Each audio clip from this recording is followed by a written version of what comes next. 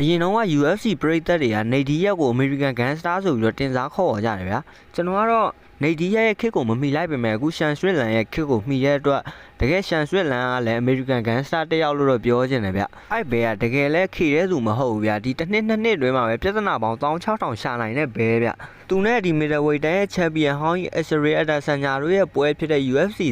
293မတိုင်ခင်မှာဆိုလို့ရှိရင်ရှန်ဆွစ်လန်ကဘယ်လောက်ထိဆိုးလဲဆိုလို့ရှိရင်အဲ့ဒီ Australia လမ်းမတွေပေါ်မှာအဒါဆန်ညာရဲ့ fan တွေဆိုပြီးတော့ပြောနေတဲ့လူငယ်အဖွဲ့ကိုလည်းထိုးခဲ့သေးတယ်ဗျပြီးတော့ champion ဖြစ်လာလို့ AC နေမလားဆိုတော့လည်းအဲ့ဘဲက AC မနေပြန်ဘူးဗျ champion ဖြစ်လာတော့လေသူ UFC ပွဲသွားကြည့်တဲ့အချိန်မှာအဲ့ဒီစင်အောက်မှာဒီလွန်ခဲ့တဲ့လာမှခံဆက်ချီမာရဲ့ကိုရှုံးသွားတဲ့ middleweight champion ဟောင်း Drake Duplessis နဲ့စင်အောက်မှာတွေထိုးလို့ဝိုင်းဆွဲခဲ့ရသေးတယ်ပြီးတော့မှ UFC ကလည်းသူတို့နှစ်ယောက်ကိုတရားဝင်ပွဲဆိုင်ကိုတွေ့ပြီးတော့မှဆန်ဆွစ်လန်ကရှုံးသွားတယ်ဗျာဒီလိုရှုံးသွားလို့လည်းဆရာသမားအပိုးကျိုးမလားဆိုတော့လည်းမကျိုးပြန်ဘူးနောက်တစ်ပွဲကြလို့ရှိရင်နိုင်အောင်ထိုးမယ်ဆိုပြီးတော့မကြေပွဲဆိုပြီးတော့ထပ်ပေါ်လာပြန်အောင်ဗျာမကြေပွဲထိုးတော့လည်းဆရာသမားကရှုံးတာပဲအဲ့နောက်တော့ UFC မှာသူပြဿနာရှာတာနည်းနည်းနဲသွားတယ်ဗျာဒါပေမဲ့ UFC မှာပြဿနာမရှာဘူးဆိုပေမဲ့တခြား promotion မှာတော့ဆရာသမားကပြဿနာတက်ရှာသေးတယ်ဗျအဲ့ဒီ TUFF NUFF ဆိုတဲ့အဖွဲ့အစည်းတစ်ခုမှဆိုလို့ရှိရင်သူကသူ့ရဲ့တငယ်ချင်းတယောက်ကိုပွဲထိုးတာကိုလိုက်ဝင်းရံပေးတယ်ဗျာဝင်းရံတဲ့အချိန်မှာသူ့ရဲ့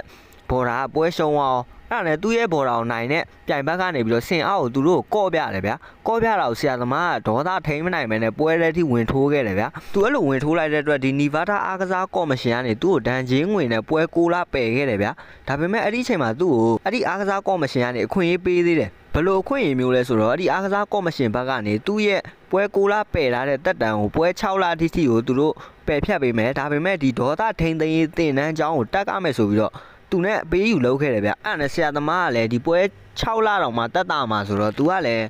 တင်နန်းတက်မယ်ဆိုပြီးလက်ခံလိုက်တယ်ဒါပေမဲ့အဲ့လိုဒေါသထိန်သိမ်းရေးတင်နန်းတက်လိုက်လို့ဆရာသမားကဒေါသတွေပြေပြောက်သွားမယ်လို့တော့မထင်နဲ့ဗျဒေါသထိန်သိမ်းရေးတင်နန်းကြောင်းကနီးပြဆရာတော်မှစိန်ခေါ်လို့တင်နန်းကနေပါနှင်ထုတ်ကန်ထိသွားသေးတယ်ဗျဒါတော့သူကိုယ်တိုင်ကပဲ UFC ကစားသမားဖြစ်လို့ပဲထိထိန်သိမ်းနေတာလားတော့မသိဘူးဗျတကယ်လို့သာထိထိန်သိမ်းမနေလို့ရှိရင်သူဒီတက်တော့ပွဲထိုးရကိန်းတော့မြင်တော့ဘူးအားကစားကော်မရှင်ဘက်ကလည်းသူ့ကိုဘယ်လိုဆက်လုပ်မလဲဆိုတာတော့မသိသေးဘူးပွဲ6လကိုတော့သူတို့ကပယ်ပေးမယ်ဆိုတာဒီဒေါသ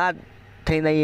တင်နန်းပြီးမြောက်သွားမှသာပယ်ပေးမှာဗျာအခုကတော့တဝက်တစ်ပြက်နဲ့ဆရာအောင်စိန်ခေါ်လို့အနှင်ချခံရတယ်ဆိုတော့လုံးဝပယ်ပေးမှာတော့မဟုတ်ဘူးဘာပဲပြောဒီ2025ကာလထဲမှာတော့ရှန်ဆွစ်လန်ရဲ့ပွဲစဉ်တွေကိုကြည်ရဖို့ဆိုတာတော့မဖြစ်နိုင်သေးဘူးဗျအခုကတော့ဆရာသမားစပါရင်းတွေကိုဆွဲနေတယ်စပါရင်းဆော့တာကတော့လူကြီးတွေနဲ့ဆော့ရင်ဒေါသထိန်မနိုင်လို့လားရဲ့တော့မသိဘူးသူတော့အခုတလောစပါရင်းဆွဲတာခလေးတွေနဲ့ပဲစပါရင်းဆွဲနေတယ်ဗျရှန်ဆွစ်လန်ကတော့ UFC fighter တွေထဲမှာတမူထူးခြားတဲ့ဘယ်ကြီးတစ်ပွေပါပဲဗျတကယ်ကောင်ပါပဲအားလုံးကျေးဇူးတင်ပါ